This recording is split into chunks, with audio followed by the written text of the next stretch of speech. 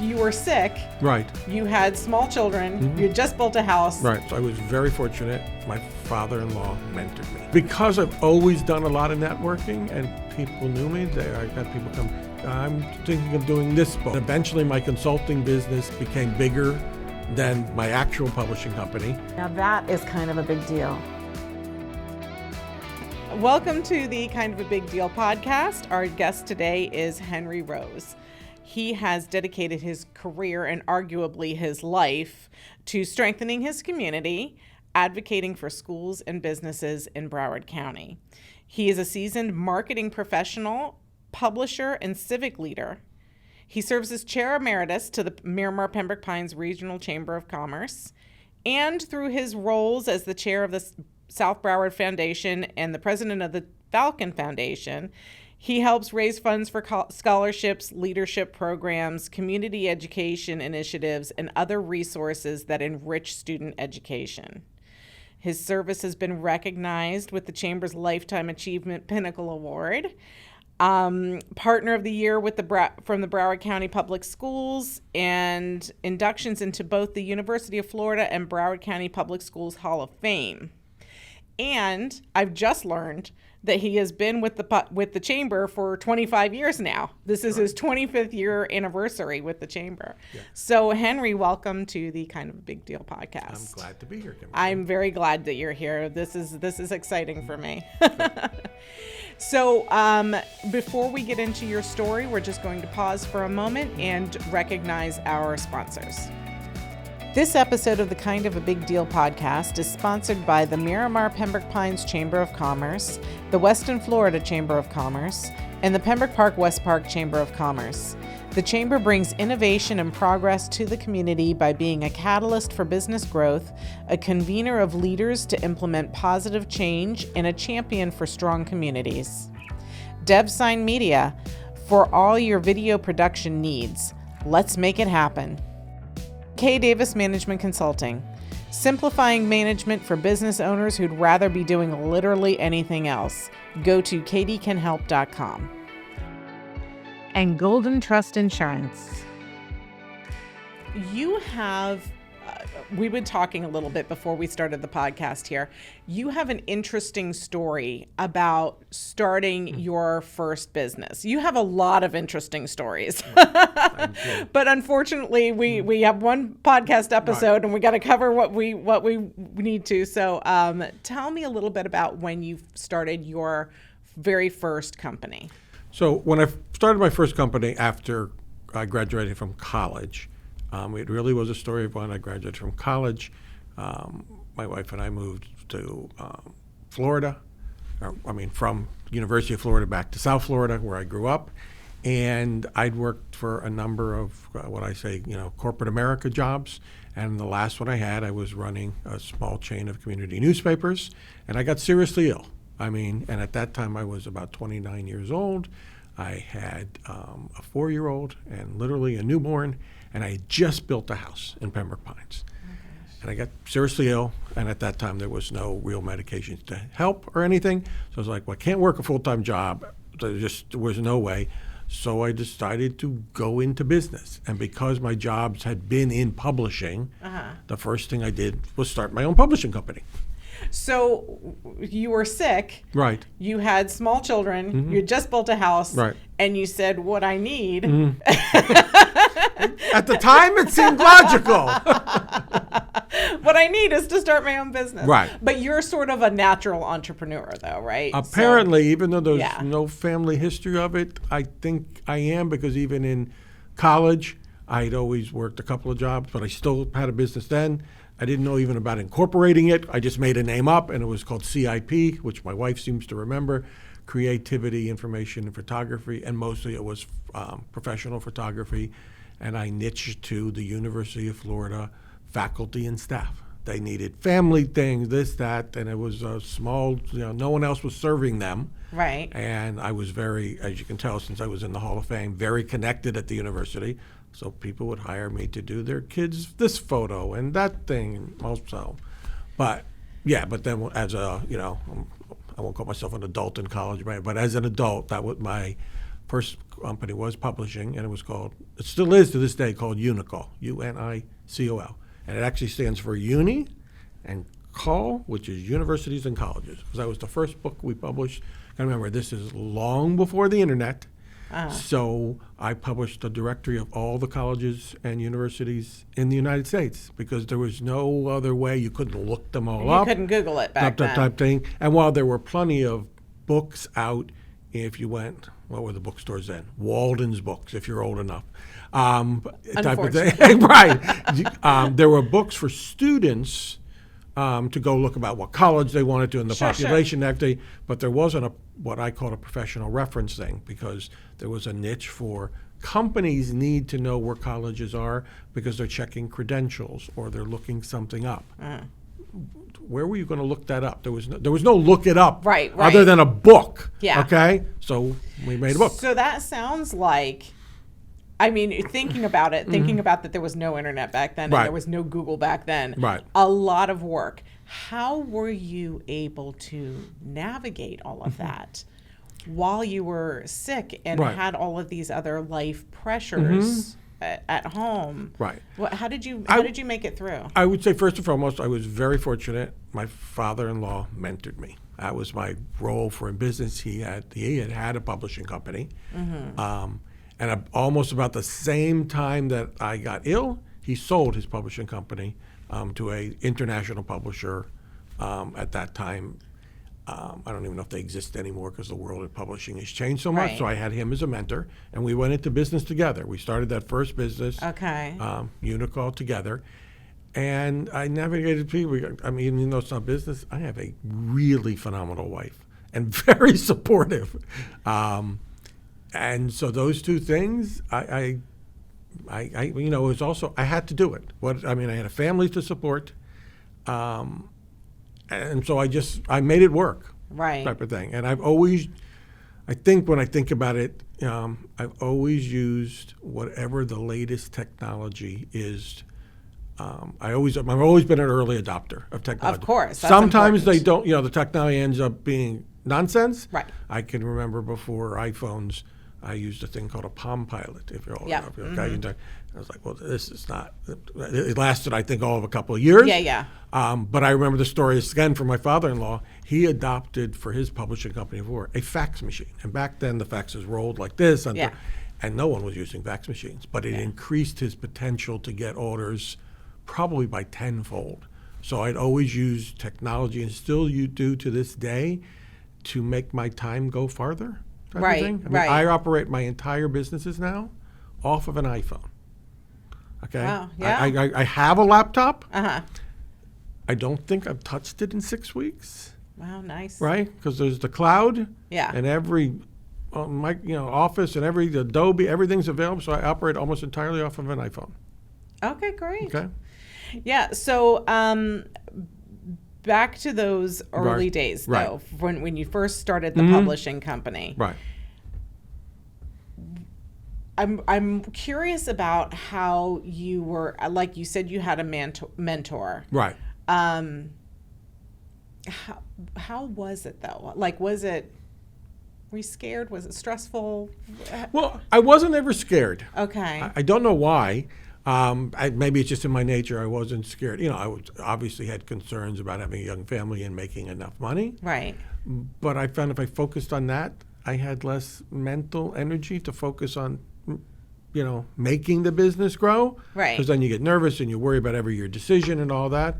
I just believed in myself somehow that it was gonna, I was gonna make it grow. I just believed that it would. Now, of course, there were stressors type of thing. Of course. But nothing that stopped me from moving forward. We added multiple titles after that first one in a very small niche of reference books for mostly the medical and hospital industry, where they needed books that you might be able to go to the local bookstore, but it didn't serve their need. And it was at a high price point. I mean, the books back even then were $100 a copy.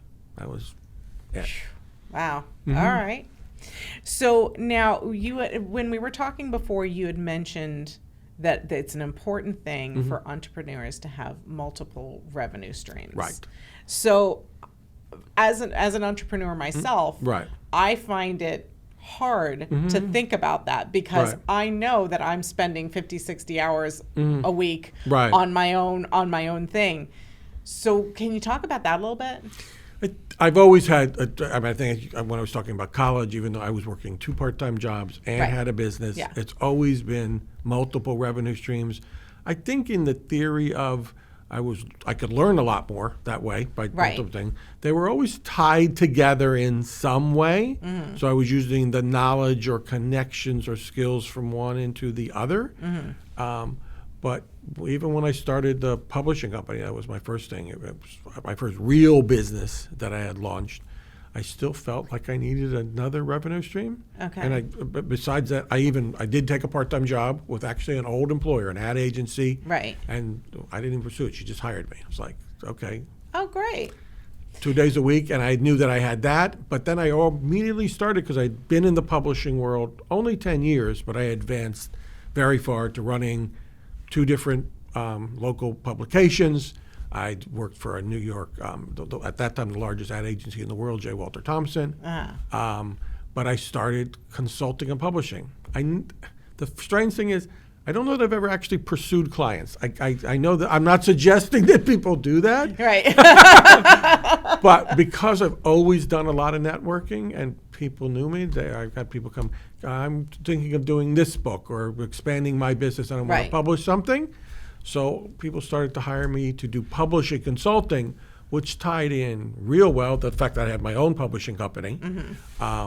And I did that, and eventually my consulting business became bigger than my actual publishing company and grew and grew and grew to, I had nationwide clients.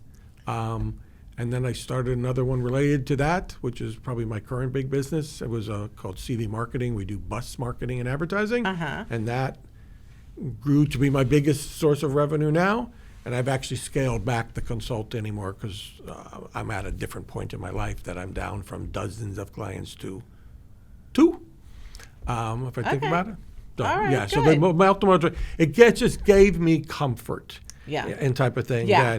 that, none of my business was ever actually seasonal, but revenue wasn't always even month Well, to of month. course it's not, Right. and right. especially everything fluctuates, Right. and the times fluctuate and the economy fluctuates and that sort of thing. It's always a good idea to Right. do that with the different revenue streams.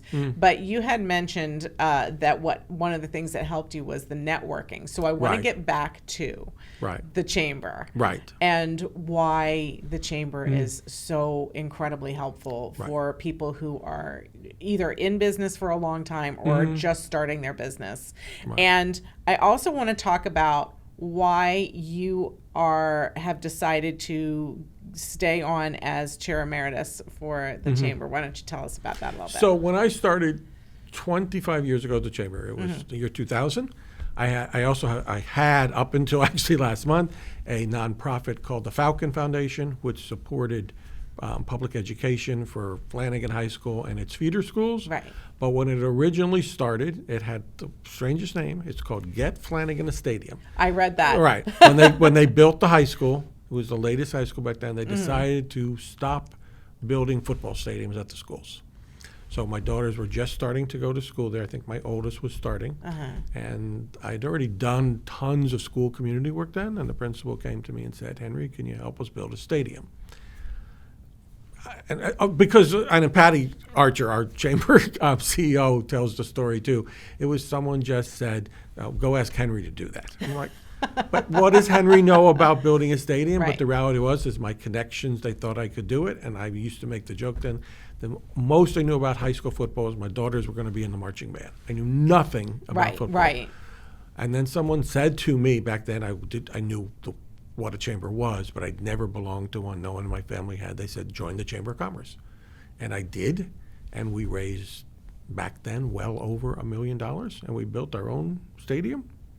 And then I changed the name after we built the stadium because we Right. literally You get got Flanagan you got what Stadium. you wanted, and then you wanted to go further. People used to make a joke when I was doing it. It only took us 3 or 4 years to raise the money, but when I first did it, the principal then, Dr. Sharon Shawless, who is still a friend and mentor to me then, gave me a gigantic Falcon at some end-of-the-year awards ceremony, and she introduced me as Henry Rose, president of Get Flying Stadium. And people literally laughed because they're like, there's no way he's going to be able to build the stadium without without public dollars type of thing. Right. And I ended up doing it, but with public and private dollars. I Right, combined the two Yeah. type of thing. And so I joined the chamber, and it created, not that it necessarily raised a lot of money for me, but it really helped me create the awareness of the cause, which is the awareness of the business or whatever you were. And that's Yeah. why I did that. And somehow I didn't immediately join the board because I had a lot of conflicts time-wise. Right. I was president of the foundation, which I just, it was a nonprofit. I didn't draw a salary. There was nothing. I just did it because the community needed it. And I was I was chairing the city's planning board I did that for 20 years. So I couldn't join the chamber board. There was just way too many time there was conflicts. a lot, yeah. And eventually, I think it was in 2013. I can't remember the years. They're all meshing in. I finally found a time niche. Oh, the board meets then. That works for me now. I joined the board, and it took me 1 year to be chair-elect and 2 years to be chair. And I just found the chamber helped me grow that Get Flanagan a Stadium thing so easily by creating the awareness.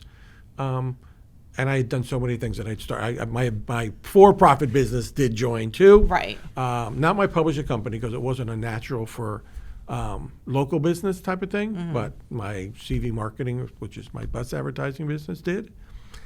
And I found the chamber invaluable in life more than anything. It fits. It's a way for me to serve the community. And for whatever reason, I have found that. I've thought about it when I knew I was going to do this. I go, I don't know that it was a plan. I think it probably was. I just never put pen to paper. Right. But I always put service first before thinking about growing the business. And it worked when the amount. It does. There's no doubt about it. Yeah. Right. Yeah, so that's one of the things that I've found with the chamber. Also, it's just it's the building of these relationships, and you just never know who you're going to meet, and I've met the most amazing and wonderful people, Henry Rose included. So we are definitely glad that you are still there. It went from there, and I became chair, and you were only supposed to be chair for 2 years, but I did that and they needed me for 2 more. And I'm trying to remember the reason then. It could have been, is this pre-pandemic? No, the person who was supposed to be chair next was the CEO of Memorial Hospital West. And she was in the middle, if you know Memorial Hospital now, a gigantic expansion of the Cancer Center and the graduate school. Right. She said, Henry, can you just do it another year? I said, of course. And then she said, Henry, can you just do it another year? And then the pandemic hit, and I offered to lead this is before Patty was our executive director type of thing. So how were we going to get through that? Obviously, membership dropped off tremendously, but we still had a payroll to meet and all those things. So I said, the board accepted it, but I offered to continue leading us for another 2. And then after that, we were trying to get out of the pandemic.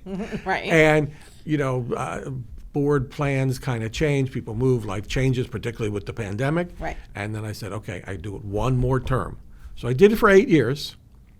And then they were like, well, now we'll make you the immediate past chair. So I did that for another 2. And then Patty came up with the idea. She used to call me the Godfather. I didn't like that. It sounded criminal. So there is really a title, Chair Emeritus, and organizations do it. And recently they did that so I can continue offering my advice when they need it. I think that's amazing. I think that's wonderful, and you certainly deserve that lifetime achievement Thank you. award, the Pinnacle Award, because you really have dedicated so much to helping others and serving others in the chambers. I want to give you one more example. When Sure. I was chair, I used to, like you were talking about the connections you made. When I was chair, I would be the one on stage at our monthly membership breakfast, and we'd do the table introductions. And there were times I would get up and say, I bet that there's someone at every single table in here, and I don't know how many tables we have anymore. I don't know, 10, 20 tables. I bet there's someone at every single table that I do business with. And hands down, I don't know today that there is because we've grown so tremendously. I can't know know everyone anymore. But there was always someone at every table that I had done either personal business with, it was something from my home or a doctor, or through my business. And that's the depth of those connections. And I used to jokingly say, look, the reason I choose chamber members is when they do business with me, they're going to see me next month. Yeah. So I know the job's going to get done properly. Yeah. So those connections are invaluable. I can, when my wife and I talk at home, okay, what are we going to do about this? And I'll say, well, we'll call a chamber member. Now it's called Patty to tell me who to use. Yeah. But that's what I do. I try to exclusively, I've kind of even made a thing in my business. I only choose my vendors from chamber members. Yeah. Well, that's inspiring. The whole, I do business with somebody at every table. Right. That is inspiring. As somebody who just started my business less than 2 years ago. Right. I'm feeling good. I'm feeling good from that statement there. Right. There you go. So speaking of serving others and serving your community, the podcast here is meant to uplift and inspire business owners who may be struggling or may be going through it or having fears or doubts or something like that.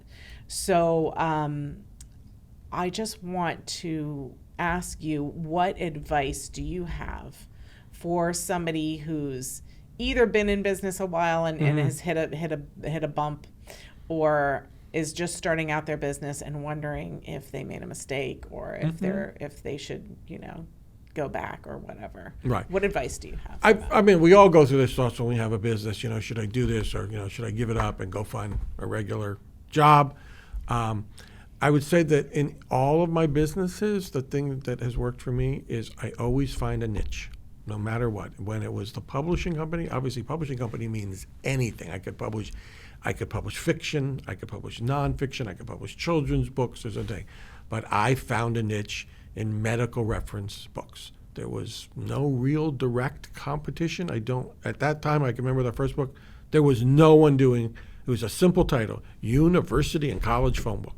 Yeah. No one was publishing a university and college phone book. And then our next title was Hospital Phone Book. No one was actually publishing a book of just where every hospital in America was, their contact information. Right. So I made the niche of medical reference books. And we did many over the year. We did a mammography book, a dialysis book, cancer one, I can't remember, so a foreign medical schools one, niche. And then even when I went into consulting, the first consulting things was a niche. I wasn't going to be a business or marketing consultant to the world type of thing. I found a niche, which initially was publishing, and then moved into what I called, became kind of a fractional CMO, which means you were a small or medium business. You could not afford a full-time chief marketing officer. There was just no way, but you needed that skill set. So I eventually grew my consulting business into offering my services as that. And frequently the company would just give me their business card and put, vice president of marketing. Right. But I was their fractional sales. I could bring all that experience, but it was a niche. People were not offering that.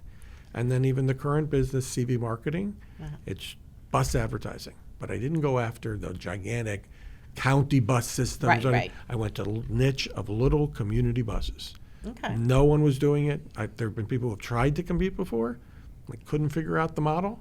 And for me, I'll tell the model. The model is simple. I actually used the Chamber of Commerce. That was the easiest way to sell. Every local business type of thing. I wasn't looking for big national advertisers on small community buses, but the local businesses, they want little ways to advertise. Yeah. So I've always done niche marketing. Find a way that you have little to no, whether your business is general, but you find a niche market to market after, even if, obviously doctors do the same thing, but no matter what, if you're an accountant, instead of saying I'm going to be an accountant to everybody, let me go after, I'm going to do government accounting type of thing, or I'm going to do accounting for real estate or lawyers. The niche marketing has always worked for me. All right, so narrow it down. Yeah, narrow it down. Find something that you don't have competition. That's that's good advice. Right. I also like what you were talking about when I was asking you about when you were starting your first business. Right. And what was that like? Was it scary? Were you doubtful? Right. Whatever. And you just said that you always just believed. I thought that was great. Do you want to talk about that a little bit? Maybe it was confidence I didn't deserve to have, but I went in believing even to college. I mean, I was a first generation college student in my family. I know because I've been out there a long time doing this, and I meet new people at the chamber and much younger people than me. I think many of them see Henry, he's been successful, but it didn't start out that way. I know there's a story. It's not like I came from a wealthy family in business, nothing like that. Even when I was a kid, some years in high school, I was on free and reduced lunch. There was no, but I believed that I could do it, even when I went to college. Okay, no one's ever done this, moved away from home, went to college, but I believed I could. While you couldn't Google anything back then, I would spend lots of time reading. Yeah. I can remember when, no one in my family was in business. No one really taught me how to dress or do those things. And there was a book then called Dress for Success. I cannot remember the guy's name, but it was very famous back then, before you could Google. Right. And everyone had a little, newsletter or blog about it. And I said, this is how you dress if you want to be a businessman type of thing. So, or I would spend a lot of time in the library or in the bookstore because I like to own the books because maybe that has to do with publishing. But I would always really read and research as much as possible. And I think that gave me the confidence because I had the knowledge. Yeah. That's great advice. Research, keep learning, self-learning. All the time. Yeah, I mean, I went to college. I got my master's. I'm always learning. You have to. Right. You have to. To this day, I still am. Yeah. I'm probably learning more for personal growth and business growth at this point, but I'm not going to stop learning. Thank you, Henry, for being on the podcast with us today. I really appreciate the advice you gave, and your story was uplifting and exactly what we were hoping to get out to our audience. So thank you very much. I really appreciate it. You're very welcome. I'm glad I was able to be here. Thank you. Welcome to Things I Can't Say at Work. This is the part of the podcast where I answer listener submitted questions, answering questions for managers and business owners who are dealing with tricky situations at work and don't know exactly what to do. If you have a question for something that's happening at your work, something that you can't figure out how to work through, you can feel free to submit it to me. I will read it on the air and answer it, but I will keep your name anonymous. So the question we have today, I don't know what to do. I have several employees, more than half the team, who can't seem to do everything right, so I have to review everything they do to make sure it's done properly. They keep making mistakes, and I'm exhausted from all the extra work. It's really taking a toll on me mentally and physically, but if I don't stay on top of them, everything seems to fall apart. Am I doing something wrong? Why are so many of my team having this problem? How do I get them to do the job right without me having to be everywhere all the time? So this is an incredibly frustrating position to be in, and I'm just going to say that, unfortunately, you as the leader are going to have to change the way you're handling things. Let me explain. This is micromanaging, whether you had intended it to be or not, but it is micromanaging. A lot of times micromanaging can come from a good place. You can be trying to help your employees, or you can just not see any other way, so you end up micromanaging. But micromanaging is unsustainable. What happens is it's a vicious cycle. Your employees will start to feel anxious and unsure of themselves and fearful to come to you when they have a question about something. So they're going to make more mistakes. And then instead of hearing it at the beginning from your employees, you're going to hear it from your clients, and that's not what you want. So here's how you're going to fix that. What you're going to do is you're going to encourage autonomy. And I know that that can be a little tough when you have been micromanaging for so long and you're so used to having your hands in everything. You want to encourage autonomy. You want to say to your employees, I trust you to do this in your own way. Second, you're going to want to make sure that they have all the resources that they need to do the job, whether that's documentation, robust training, anything that they're going to need to properly do their job. You're going to have to make sure that they have that. And if that includes being able to come to you when they have questions, that's what that needs to be. And third, this is going to be new to you and to them. You're going to want to be open about the fact that you're changing the way you're doing things. Go to them and say, listen, the way that we've been working, I am sure that you are not enjoying me, the feeling of me breathing down your neck or taking your work from you and finishing it myself. So, and for me, it's not sustainable either because I'm losing time and energy, and I'm unable to focus on the tasks that I need to focus on. So I'm going to try something different because, to be honest, you're going to have to rebuild trust. When you've been micromanaging for a while, there is a trust barrier, and you're going to have to rebuild that trust. So I hope that helps. And again, if you have a management question or some sort of sticky situation that you're not sure how to work through, you can write to me at Kimberly@kdcanhelp.com, and I will answer your question on the podcast. Thanks for listening.